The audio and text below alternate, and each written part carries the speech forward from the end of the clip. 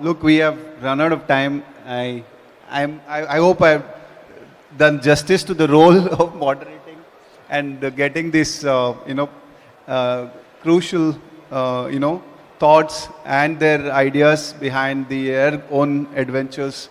I call it adventure because no one had done that and they traded that path. We will take some questions. Of course, this is one of the kind of a moment where you will find all of them on the stage. So we'll open the forum for audience questions. Maybe we'll take 2, 3 and then wind up. Thank you.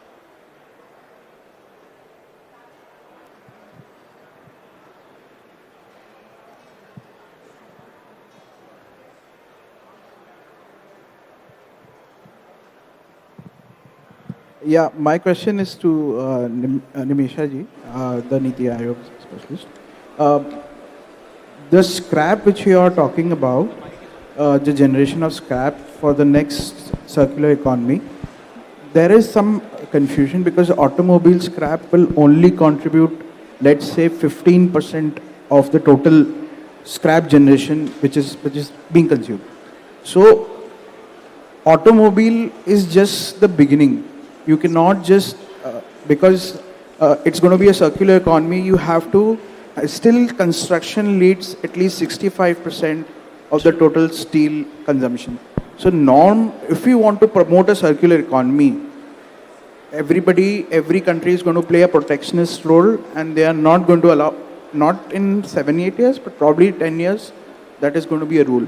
So if India wants to really implement scrap generation, they have to get some regulations on construction. Yes.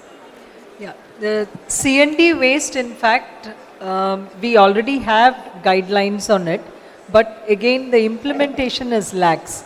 And for a proper circular economy to be established, C&D waste is a very good mode or method. And here we have, especially if you look at cities like Mumbai, many of the buildings, high-rise buildings, are now going to be taken down, and there is a lot of steel available there, and that has to be channelized. And we know that currently, in fact, it was also mentioned here, that there are innovative methods of using just the steel instead of the concrete, and for which you can actually use it back. So this is a good another route other than the ELV. There are other steel also which is there in the domestic sector, but it is not coming to the main formal recyclers or for the formal use.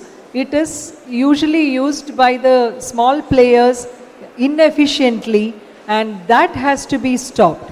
It's not that they have to be banned, but there should be innovative technologies which should be given even for those small players, and instead of what they are doing currently, making products, maybe at least use them for aggregating the waste, pre-processing it, and then selling it to the bigger players. So those are the different ways I think we need to have.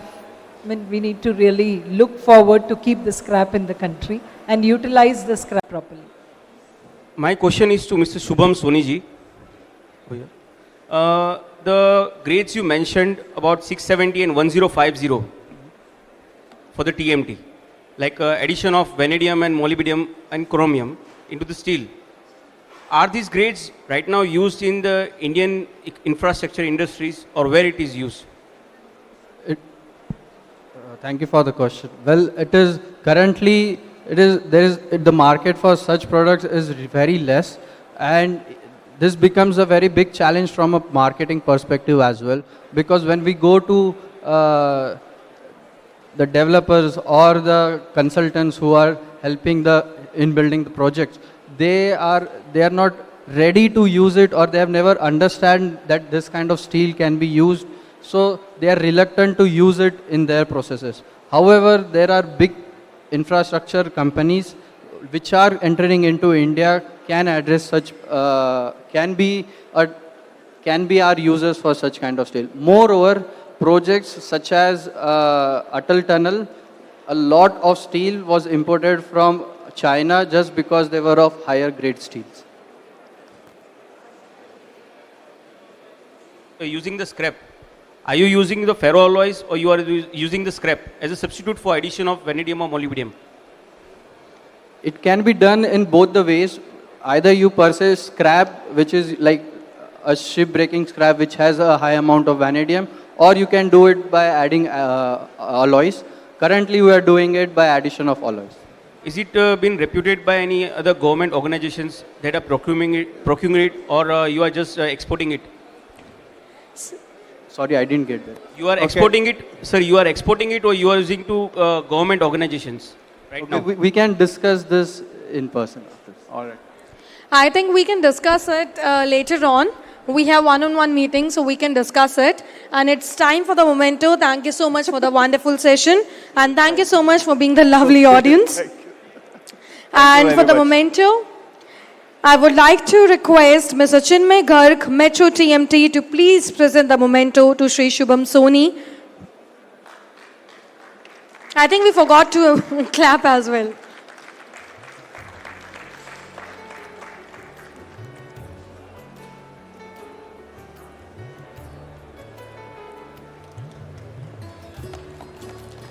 Moving forward, I would like to request Mr. Sudesh Sharma from Privathvi Rolling Mill, Rajasthan, to present this memento to Mr. Ramesh Agrawal, GKTMT, Raipur.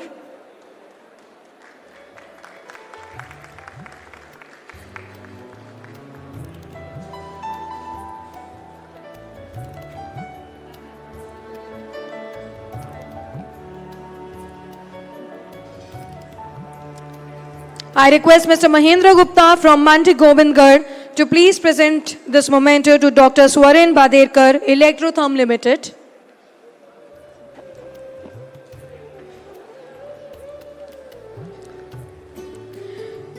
Moving ahead, I request Mr. Megharaj Garg, Prime Steel Himachal, to please present this memento to Mr. Mohit Kapoor, APL Apollo.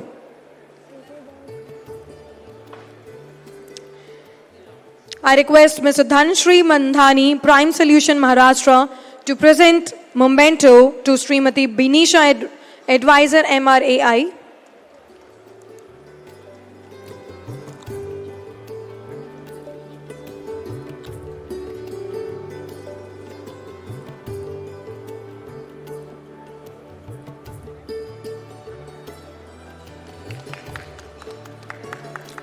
Now I request Ms. Monica Bachchan to please present this memento to Ms. Binisha, Advisor MRAI.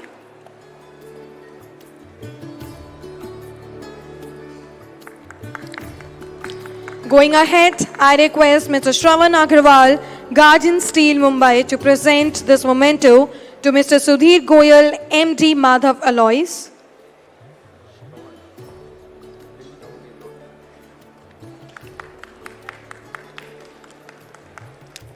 I request Mr. Sanjay Tripathi, President, Rolling Association, Chhattisgarh, to present memento to Mr. D.D. Kapoor, Chorus Engineering, Delhi.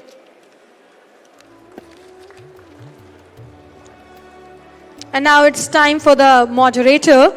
I request Mr. Bake Bihari, Secretary, Rolling Association, Chhattisgarh, to present a memento to our moderator, Mr. Sachin Shetty, Senior Consultant, Questro.